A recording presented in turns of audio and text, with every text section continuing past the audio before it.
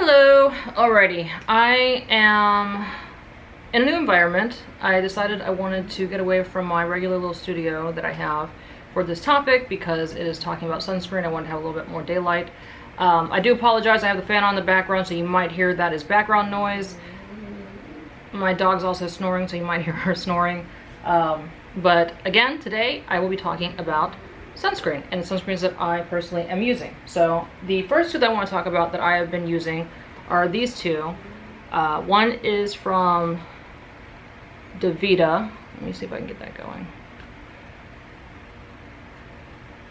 There it goes. As you can see, I have definitely used this. I love this. It is a SPF 30 plus broad spectrum moisturizer. It has micronized zinc oxide, 19%. You put it on, it literally, I'm trying to use minimal because I'm about to run out, but you literally put it on and it goes in just like a moisturizer.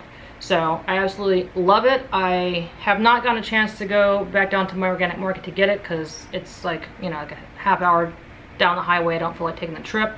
I did go to the site. I think they're revamping their product or something because on the site it says it'll be back. It's just currently not available. So when it does become available on the site, I will definitely be purchasing this because I really do like this. So again, this is DeVita Solar Protective Moisturizer.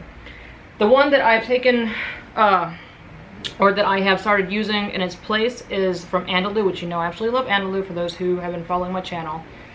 This is CannaSell Sun Buddy SPF 30. This, I wish I had the box. I don't have the box with me. Same thing that I want to say, this is zinc oxide 20, I want to say. Anywho, it's pretty much the same thing. It's just a little thicker. It says on the back sheer lightweight coverage, which, you know,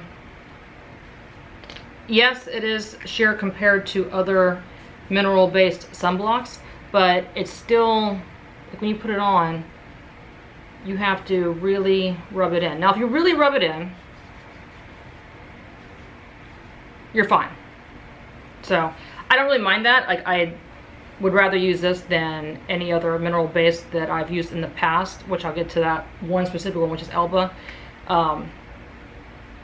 But if I had to choose between these two, I would definitely choose this. I think this is great. But I do like this. I like it a lot. It has a nice little lemony scent. This does not have a scent, so if you don't want any fragrance, this is the one. You know, it's cute. The whole entire thing with like CannaSell and like cannabis themed products, I'm not really sold on it. Like, I get that there are, I guess, things in THC or in marijuana or whatever that's supposed to help out with people who have seizures and different things for medical purposes, but just for like cosmetic purposes, I feel like it's a fad. I feel like it's just the same thing when people are like, ooh, avocado oil or coconut oil or whatever it is. Like, it's a fad. But I like it. So even if it wasn't CannaSell, if it was like avocado cell, I would still purchase this. So I do like it. I just don't love it like I love the DeVita. All right, so the next ones I want to talk about, I have these two. These are not mineral. This has mineral, actually has, yeah. But it also has octinoxate in it. So it's a mix of mineral and whatever chemicals that they use in broad spectrums that you get at the grocery store and whatnot. And then I have the Skinmedica. So I'm going to go ahead and show you this. I get these as part of the package every time I get a chemical peel. I have not gotten a chemical peel in a while. I just didn't get around to finishing this, but I do use this because it's part of the package every time I get a chemical peel.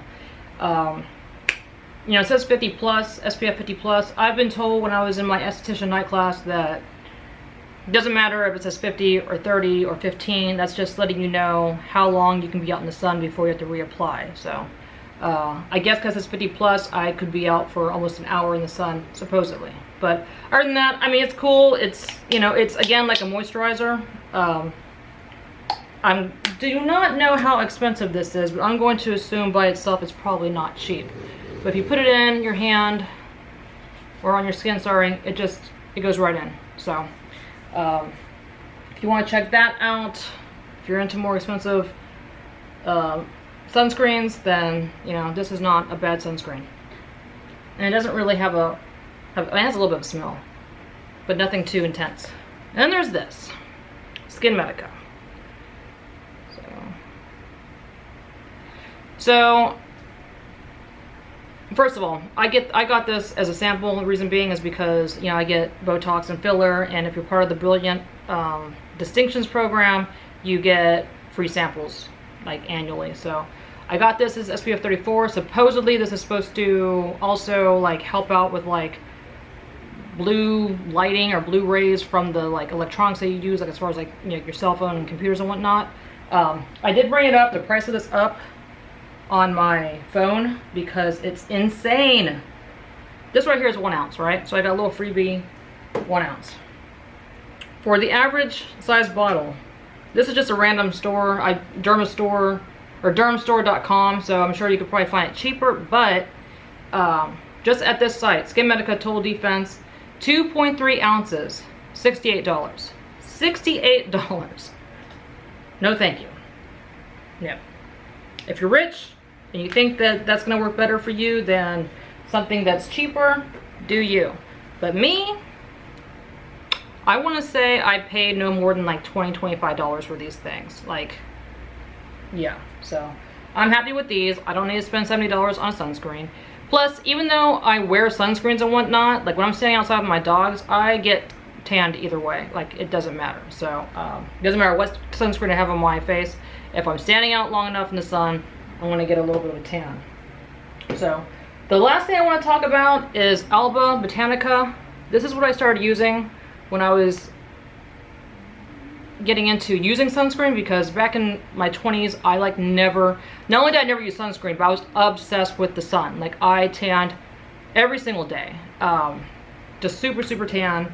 And then when I started getting chemical peels when I was 36, you know, once you start like peeling layers of your skin off, I personally feel it's a bad idea to continue to tan. So ever since then, I've been wearing sunscreen.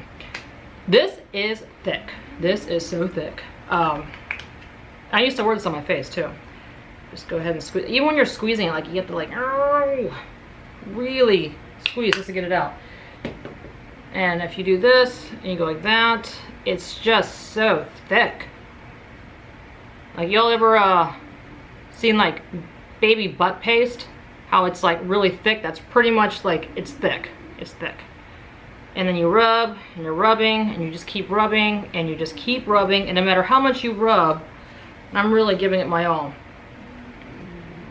Now I have a very, like, my hand looks light, but this still will leave a very light little, like, kind of like white cast, I guess. Like, it never completely absorbs into the skin, is how I feel when I have it on my face.